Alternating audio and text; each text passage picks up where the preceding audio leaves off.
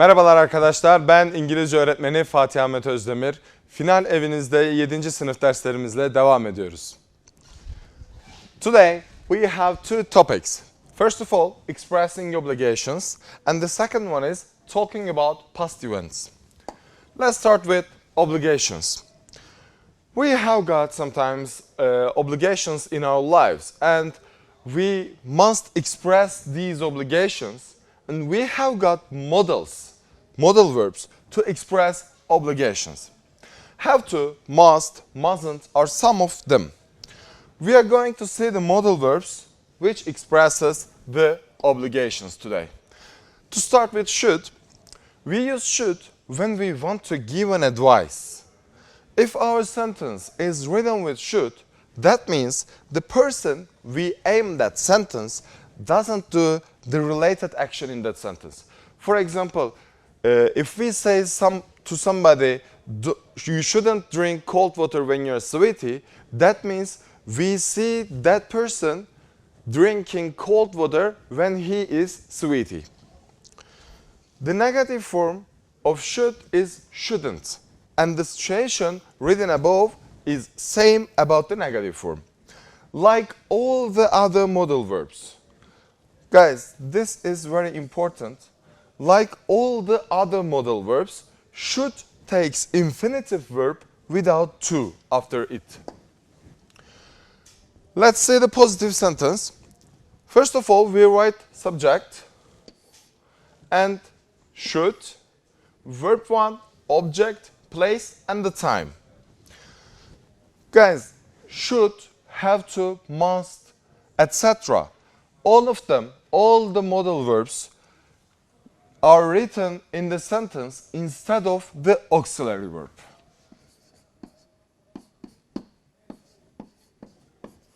So we have to write them after the subject and before the verb.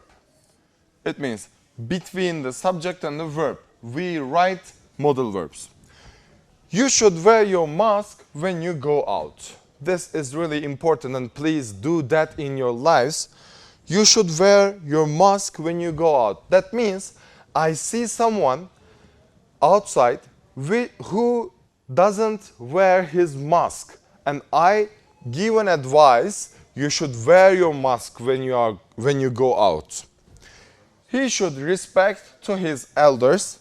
We should save the animals. For example, you see a child who harms the animals, and you say, we should save the animals. Okay, let's go on. The negative form. Should not is the negative form of should, and its short form is shouldn't. Usually we use shouldn't. First of all, again, subject, should not, verb 1, object, place, and the time. You shouldn't drink cold water when you are sweaty. We shouldn't go out without our mask. He shouldn't throw rubbish on the ground. That means I see someone who throws rubbish on the ground and I give an advice. Guys, should is not used in question sentences too much, but again, I will give them should, first of all, and then subject, verb 1, object, place, time. That's it. Should we take him to the hospital? For example, your friend is a bit ill and you cannot give a decision. Should we take him to the hospital or not? For this reason, we can use question form of should. How is the weather? Should I wear my raincoat? You ask it. If it is rainy, you will wear your raincoat, but you ask, how is the weather? Should I wear or not? Must is one of the most important models expressing obligations. Must is used to express obligation, but that obligation, this is really important, that obligation has to be internal. Unfortunately, most of the students don't know this correctly, they think that must expresses less obligation than have to. But this is a big wrong. This is a big fault. Must is used to express obligation, but that obligation has to be internal. The difference is just that. That means it is the obligation which is dictated by the speaker himself. For example, if we say, I must blah blah blah, that means nobody told me, but I know it's an obligation for me. It is used with infinitive verb without to also. Someone superior to us can say something with must to us, and when we tell that to someone else, we say the same sentence with have to, because it is an external obligation after that. Okay? Positive form, subject, must, verb 1, object, place, and time. I must finish my project before my sister's wedding ceremony. What does it mean? It's an internal obligation. How? He says, I must finish my project before my sister's wedding ceremony. It means maybe I want to go to my sister's wedding ceremony, but if I don't finish my project before it, I cannot go. So I must finish it. You must shave and comb your hair before you come to school. We must visit him at the hospital. He had an accident yesterday. He is our friend, maybe. So we must visit him. All the obligations are internal. Negative and question forms. Guys, mustn't is absolutely not the negative form of must. We use don't have to or doesn't have to, and do you have to or does he have to express negative form of must and to ask the obligation. Have to is used to express obligation, but that obligation is external. Guys, the difference between have to and must is have to expresses an obligation external, must expresses an obligation internal. Have to is used to express obligation, but that obligation is external. That means it is the obligation which is dictated by somebody else, except for the speaker, or this obligation is due to a situation that the speaker cannot change or interfere. When we say, I have to, that means somebody told me to do that action, or the situation necessitates that. It doesn't matter whether the speaker would like to do that or not. Positive sentences. I have to be at home before midnight. Guys, don't forget that. We have to add s in he, she, or it, because these obligations are for the speaking time. So we have to write the sentences according to simple present tenses rules. I have to be at home before midnight. This is an external obligation. You go for a slumber party at your friend's house, and your father say, be at home before midnight. So when you go there, you say to your friends, guys, please, I have to be at home before midnight because my father said it. So it's an external obligation. You have to wear your school uniform at school. This is a school rule, so it is an external obligation again, because you cannot interfere to this rule. She has to look after her sibling, so she cannot come with us. This is an external obligation for her again. Let's go on. The negative form, I said we write have to sentences with the rules of simple present tense. So, for the negative form of have to and must, don't forget that. For have to and must, we write don't or doesn't have to. You don't have to work at weekends. She doesn't have to look after her sibling because her mom will be at home. I don't have to catch the bus because I walk to school. Let's go on. Question sentences.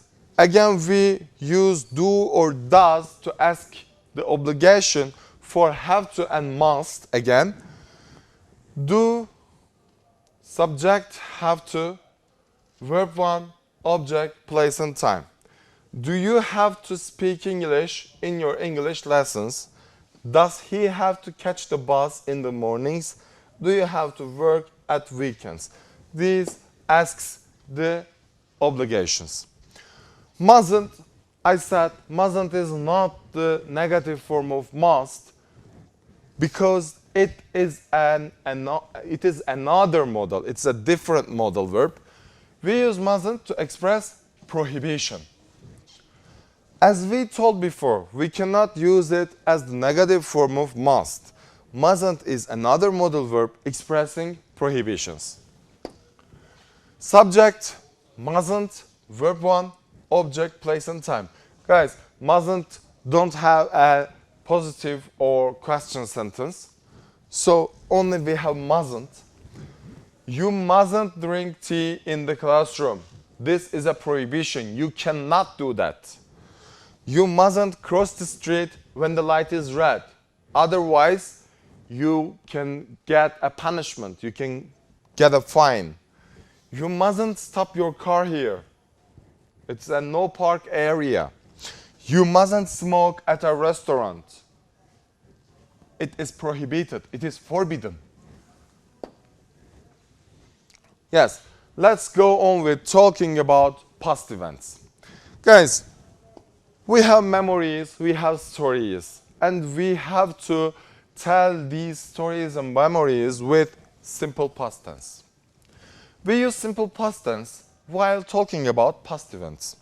It is necessary to use verb to, don't forget it, in positive sentences, in only positive sentences.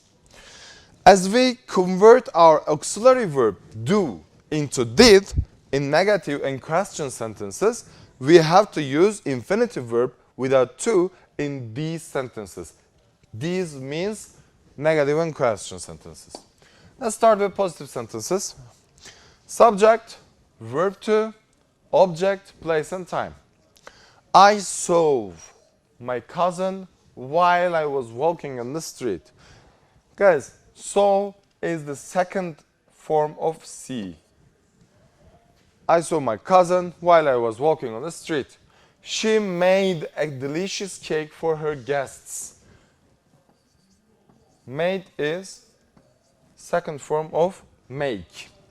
They had an accident last week, but they survived fortunately. Let's see the negative sentences. This is very important. Guys, in simple tenses, our auxiliary verb is do. In past tense, do converts into did. So, in main verb, we write it as verb 1. How is it possible? I didn't say. This is a helping verb, so it has to help the main verb. How can it help the main verb? It can take its, for example, let's say bags. It takes its bags, so in main verb's bag, there is a verb to. So when do takes the verb to, it becomes did, and main verb has no bags and it has to be verb 1. I didn't say anything bad about him, but she shouted at me. She didn't do her homework, so the teacher got angry. He didn't stop the car when the light is red, so he has to pay fine. Yeah. Question sentences. Did, subject, verb 1, object, place, and the time. What did you do during the holiday? Did you have breakfast? Did she make something to eat for you? Guys, this question asks the past events. Did you do or not? What did you do? When did you do? How did you do? Yes, she did. We answer a yes-no question with yes or no. Did she make something to eat for you? Yes, she did. This is an option. And if we want to go on, we can say she made pasta for us. Or if we want to give a negative answer, we can say no, she didn't as a short form. Or we can say no, she didn't make anything to eat for us. Let's write some sentences with double-H questions because this is important. First of all, we write double-H. It means what, when, who, which, where, how many, and how much. After double H, we write did, subject, again, verb 1. And the rest of the sentence, object, place, and the time are same. Let's see, what means ne? What did you do during the holiday?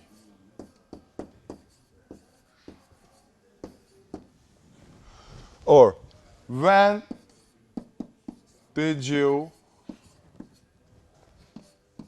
leave home? Who did you see on the street?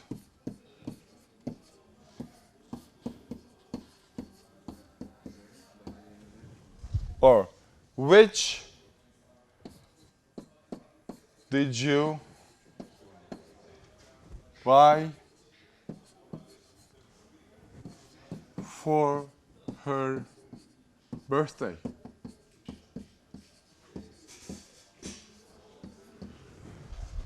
As you can see, after double H word, we write did and then subject. We can change the subject, of course.